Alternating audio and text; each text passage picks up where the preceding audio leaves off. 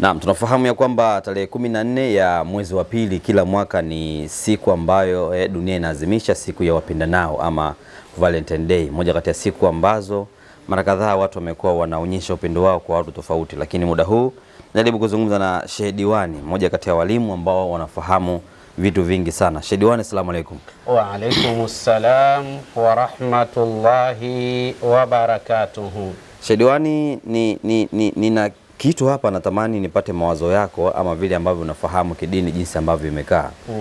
Tarehe 14 ya mwezi wa pili kila mwaka inakuwa ni siku ya Valentine, kwa maana kwamba siku ya wapendanao, siku ambayo watu wanaonyesha mapenzi yao, mahaba yao kwa watu kwa kuwapa vitu tofauti, maua na zawadi kadha wa kadha.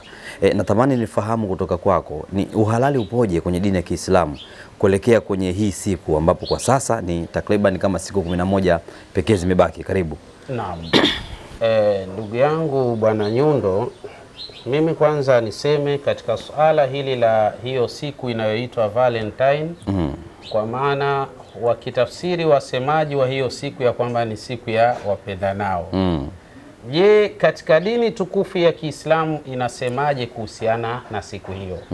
Kwanza ni siku ambayo la yu'rafu shar'an, haitambuliki kisharia, lakini sisi tunafahamu masiku yote kabisa huwa ni masiku ya kupendana, sio siku maalum kwamba siku fulani ndio watu wapendane katika siku hiyo. Ndiyo. Lakini kibaya zaidi ukitazama mandhari na matukio yanayoendelea ndani ya siku hiyo, asilimia 90 kama sio 99 huwa ni siku imesheheni sana uzinifu kwa kile ambacho kinachoitwa wapendanao. Ndiyo. Mara nyingi sana utakuta hawa wanaopendana katika siku hiyo moja ni mtu na hawara yake, jambo ambalo limekatazwa kisharia, jambo ambalo ni haramu katika dini tukufu ya Kiislamu, na haipendezi na haifai kabisa kwa kijana au binti wa Kiislamu kusherekea siku hiyo au kuifanya siku hiyo kama ni siku maalum kwa ajili ya wapendanao. Ndiyo.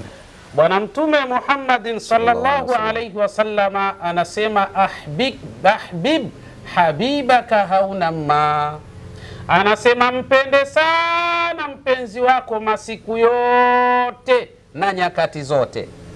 Tena sio kumpenda tu, mpende na uonyeshe upendo wako kwake kwa matendo yako mazuri yanayotafsiri mapenzi yako katika masiku yote na sio siku moja tu.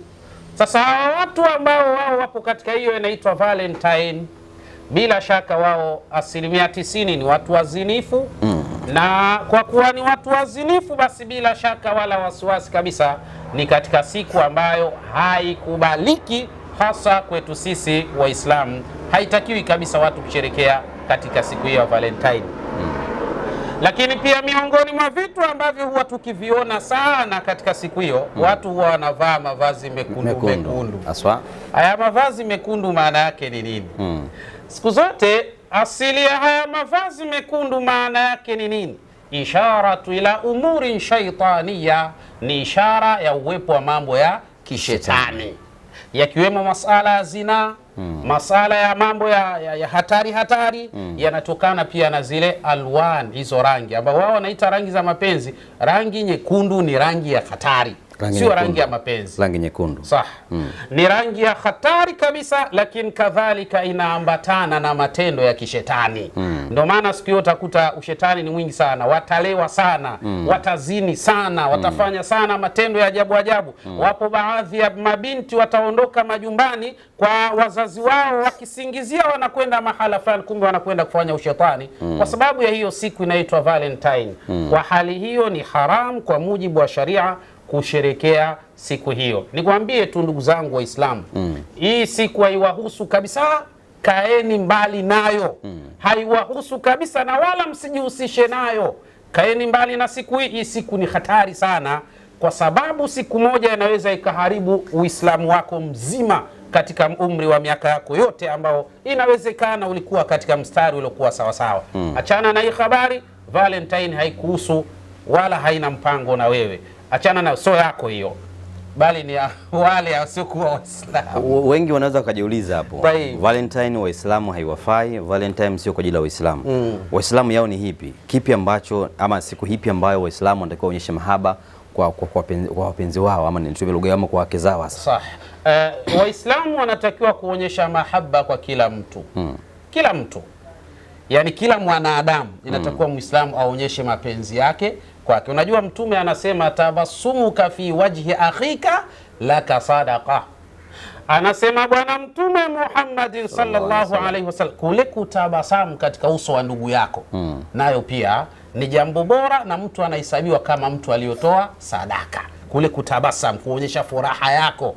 Yaani mtu asikutane na mwenzake hali ya kuwa amekunja uso wake. Kunjua uso, uwe na uso wenye bashasha, wenye furaha, wenye amani katika hali za namna hii. Haya ni mafundisho anatufundisha Bwana Mtume Muhammad sallallahu alaihi wasallam. Lakini katika hali ya namna hiyo, siku maalum au siku zetu sisi Waislamu ni siku ya Idi. Idul Fitri wa Idul Adha. Idul Fitri na Idi ya kuchinja. Hizi ndio siku kuu maalum.